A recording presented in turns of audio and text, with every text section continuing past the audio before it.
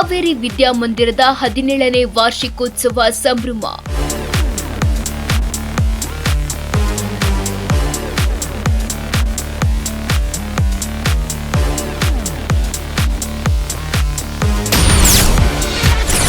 ವಿವಿಧ ಕ್ಷೇತ್ರದ ಸಾಧಕರಿಗೆ ಕರ್ನಾಟಕ ಚೇತನ ಪ್ರಶಸ್ತಿ ಪ್ರದಾನ.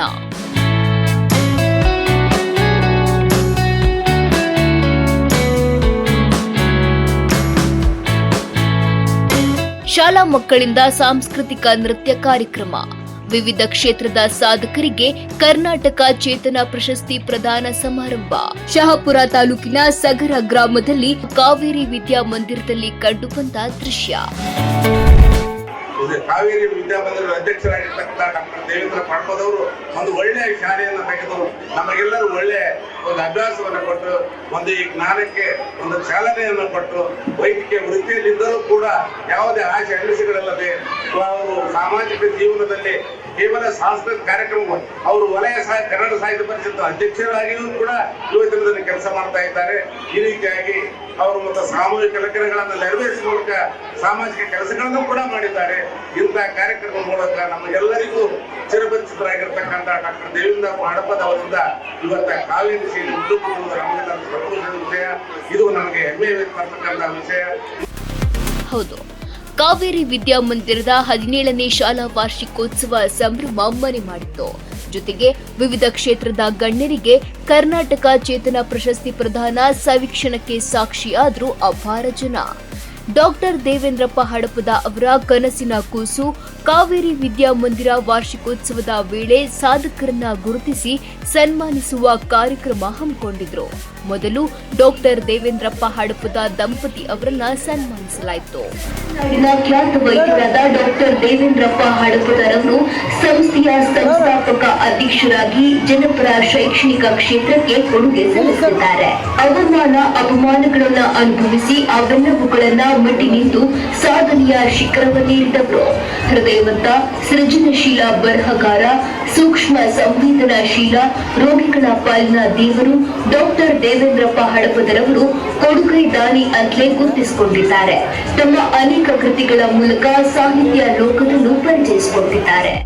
2025ನೇ ಸಾಲಿನ ಕರ್ನಾಟಕ ಚೇತನ ಪ್ರಶಸ್ತಿ ಪುರಸ್ಕೃತರಲ್ಲಿ ಸಂಘಟನಾ ಚಾತುರ್ಯಕ್ಕೆ ಸಂಬಂಧಿಸಿದಂತೆ ರವಿ ಹಿರೇಮಠ ಅವರಿಗೆ, ಸಂಗೀತ ಕ್ಷೇತ್ರದಲ್ಲಿ ಜಯರಾಮ್ ಕುಲಕರ್ಣಿ ಅವರಿಗೆ ಪ್ರಶಸ್ತಿ ನೀಡಲಾಯಿತು.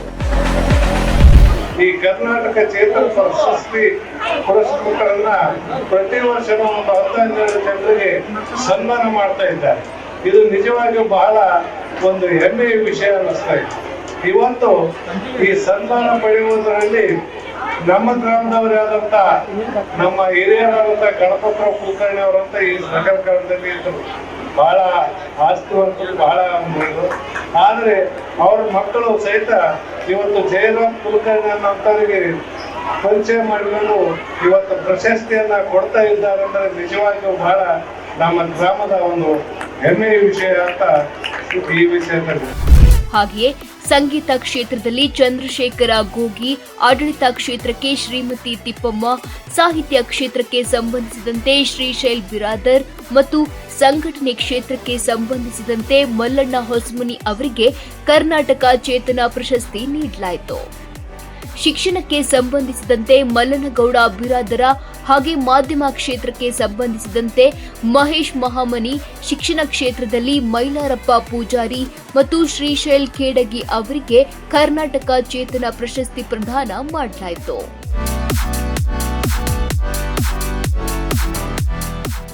ಶಿಕ್ಷಣವನ್ನು ಏನಪ್ಪ ಅಂತಂದ್ರೆ ಗ್ರಾಮದಲ್ಲಿ ಬೆಳೀಲಿ ಅಂತಕ್ಕಂಥ ಒಂದು ಉದ್ದೇಶದಿಂದ ಅವರು 17 ವರ್ಷಗಳಿಂದ ಶಿಕ್ಷಣವನ್ನು ಪ್ರಾರಂಭಿಸಿದರು.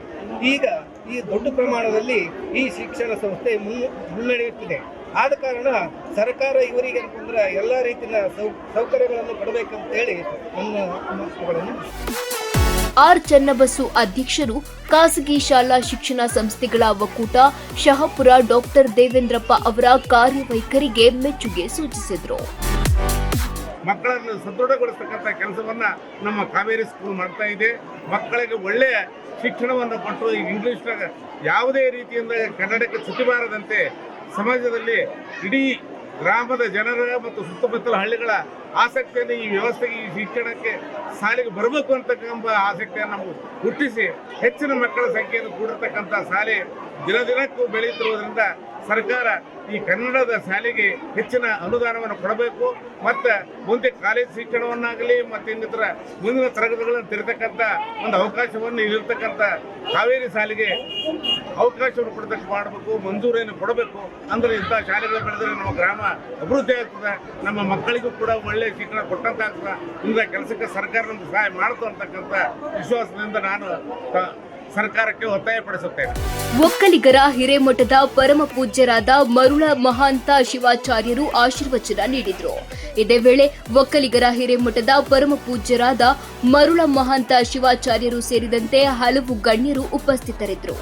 ಶಹಾಪುರ ತಾಲೂಕಿನ ಸಗರ ಗ್ರಾಮದಲ್ಲಿ ಕಾರ್ಯಕ್ರಮ ನಡೆಯಿತು.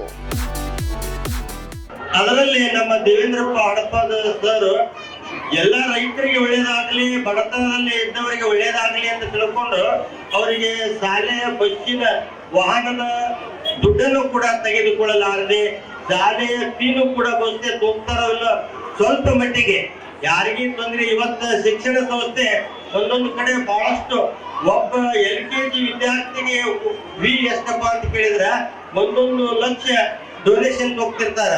ಅಂತವರಿಗೆ ಓದಕ್ ಆಗುದಿಲ್ಲ. ಆದ್ರೆ ರೈತ ಕುಟುಂಬದಲ್ಲಿ ಯಾರು ಶಿಕ್ಷಣದಲ್ಲಿ ಹಿಂದುಳಿದು ದುಡಿಮೆಯಲ್ಲಿ ಮುಂದೆ ಬಂದು ಮನೆಯೊಳಗೆ ಯಾರು ಇರ್ತಾನ ಅವನೇ ತಂದೆ ತಾಯಿಯನ್ನು ನೋಡುವಂತ ಸಂಸ್ಕಾರ ಅವನಲ್ಲಿ ಇರ್ತದ.